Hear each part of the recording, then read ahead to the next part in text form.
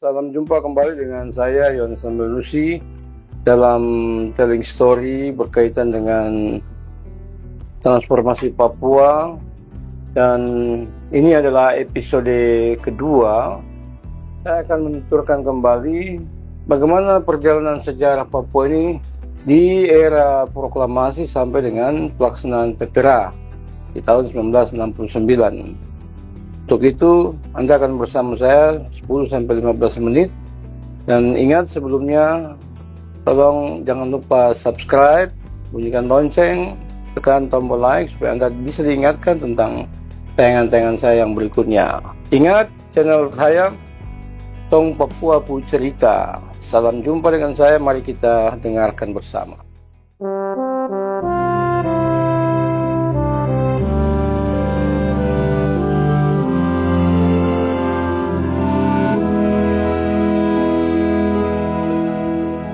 Pertama, tahun 1945 terkait dengan proklamasi dan klaim Papua sebagai bagian dari Republik Indonesia.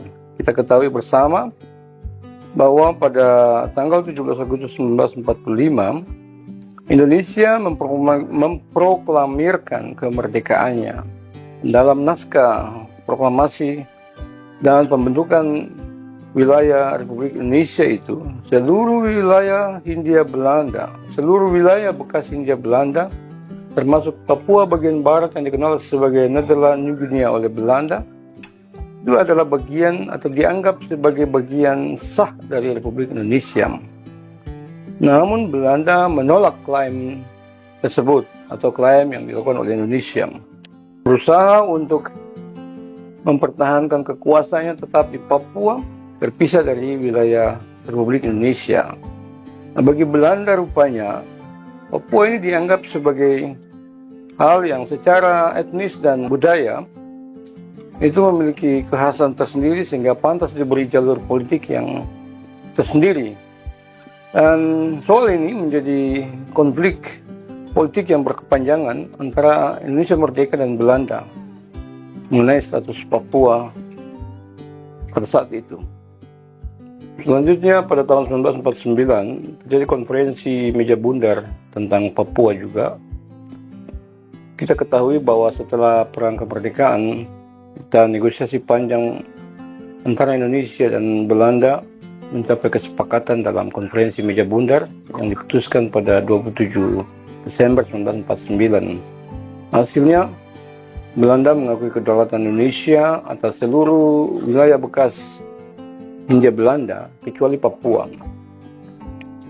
Berikutnya juga bahwa status Papua ditunda untuk diselesaikan kemudian melalui perundingan bilateral dalam waktu 1 tahun.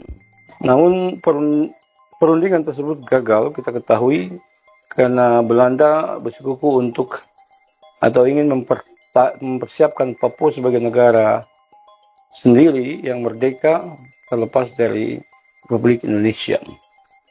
Di tahun 1950 sampai 1961, situasi privatisasi ini adalah situasi di mana Papua berada dalam bayang-bayang kemerdekaannya sendiri menurut versi Belanda. Kita ketahui bahwa selama dekade 1950-an, Belanda mempercepat program pendidikannya di Irian Barat, juga termasuk administrasi lokal, dan menciptakan identitas politik bangsa Papua merdeka. Itu dilakukan dengan membentuk Dewan New Guinea Rat di tahun 1961, termasuk mendorong dimilikinya bendera bintang kejora serta lagu Hai Tanahku Papua sebagai lagu kebangsaan Irian Barat pada saat itu, dan mempersiapkan Papua menuju kemerdekaannya. Tapi dalam kenyataannya, semua itu adalah cara Belanda untuk menjauhkan Irian Barat atau Papua semakin jauh dari kedaulatan Republik Indonesia. Nah, di periode berikutnya adalah periode 1961-1962, di mana konfrontasi dan operasi Trikora terjadi. Saudara, kita ketahui bahwa pada 19 Desember 1961, Soekarno kemudian mencanangkan untuk terjadinya Trikora atau Trikomando Rakyat di Yogyakarta.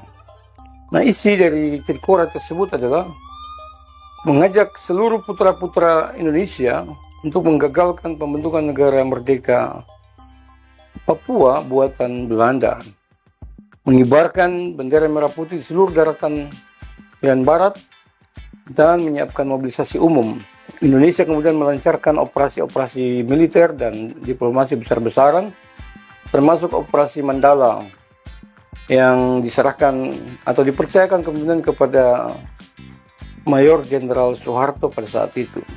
Dunia pun menyaksikan ketegangan-ketegangan ini, termasuk kemungkinan jika terjadi perang terbuka antara Indonesia merdeka dan penjajah Belanda pada saat itu. Nah, di tahun 1962, kita tahu terjadi perjanjian New York.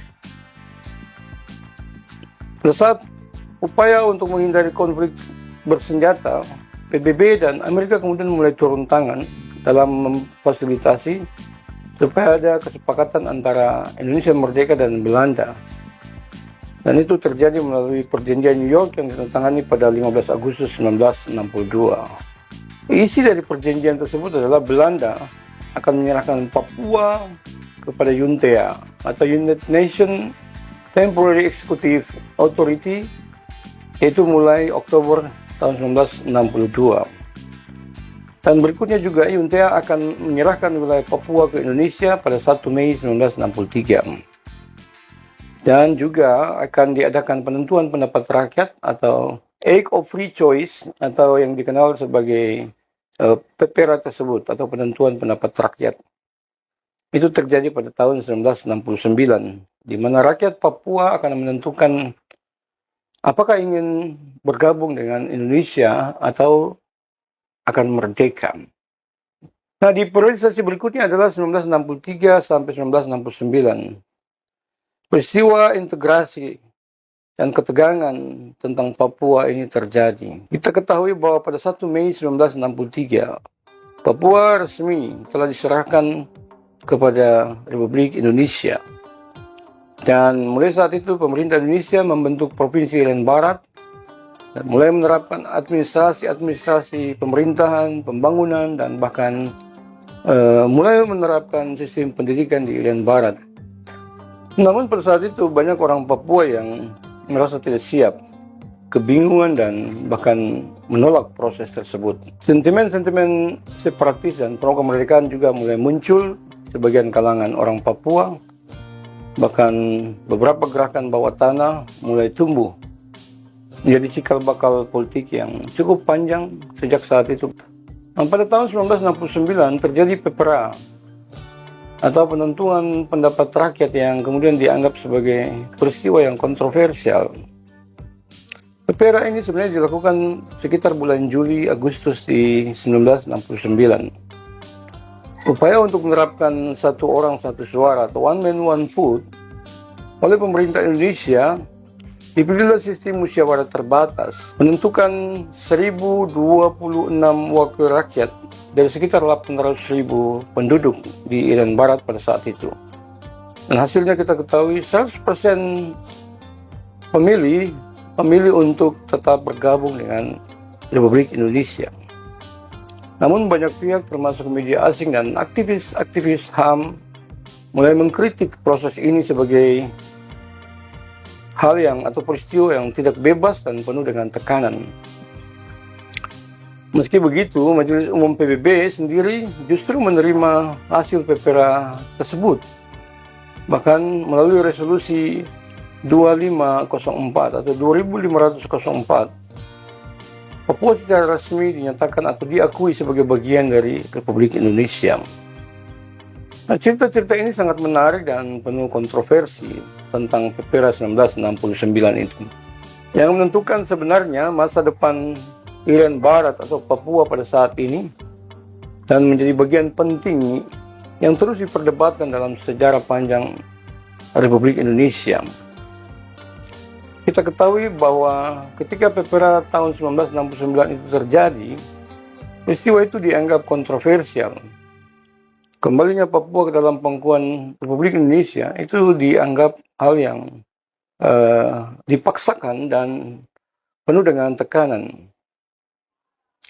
Padahal peristiwa itu sangat menentukan masa depan Irian Barat pada saat itu, ketika Indonesia menyelenggarakan penentuan pendapat rakyat atau PPRA itu sendiri. Kegiatan ini merupakan bagian dari kesepakatan internasional antara Indonesia dan Belanda yang kemudian dituangkan dalam Perjanjian New York di tahun 1962 di bawah pengawasan PBB. Nah, latar belakangnya begini. Karena sejak proklamasi kemerdekaan 17 Agustus, kita tahu bersama bahwa para pendiri bangsa Indonesia itu sudah menegaskan bahwa seluruh wilayah bekas jajahan Hindia Belanda, termasuk Irian Barat, adalah bagian yang sah tak terpisahkan menjadi bagian dari Republik Indonesia. Berikutnya, bahwa penentuan pendapat rakyat ini juga adalah bentuk dari musyawarah ala Indonesia. Mengapa? Karena dalam semangat kekeluargaan dan musyawarah yang menjadi nilai-nilai luhur dari bangsa Indonesia sendiri, pemerintah Indonesia sebenarnya tidak menggelar pemungutan suara ala Barat, melainkan memilih perwakilan 1026 tokoh masyarakat yang terdiri dari tokoh adat, kepala-kepala suku, dan perwakilan rakyat Irian Barat pada saat itu untuk menyuarakan aspirasi dirinya sebagai suatu bangsa. Mereka bukan dipilih secara acak, melainkan dipilih berdasarkan struktur sosial yang dihormati di masyarakat Papua. Dan ini sebenarnya mencerminkan juga bagaimana orang Papua mengambil keputusan-keputusannya secara tradisional. Itu tidak bisa dipungkiri. Di Papua ini hanya orang-orang terhormat yang bisa melakukan dan mengambil keputusan-keputusan penting bagi kehidupan selanjutnya. Dan pada akhirnya kita ketahui seluruh perwakilan yang ikut serta dalam PPRA tersebut dengan suara bulat menyatakan keinginannya untuk tetap bergabung dengan Republik Indonesia. Nah, saya melihat juga ini persoalan pro kontra dalam tayangan telling story saya yang pertama. Saya mau katakan dengan tegas kepada pemirsa juga bahwa memang penuturan ini penuh dengan politik atau sangat bersentuhan dengan ruang politik. Tapi saya tidak membutuhkan politik itu sendiri.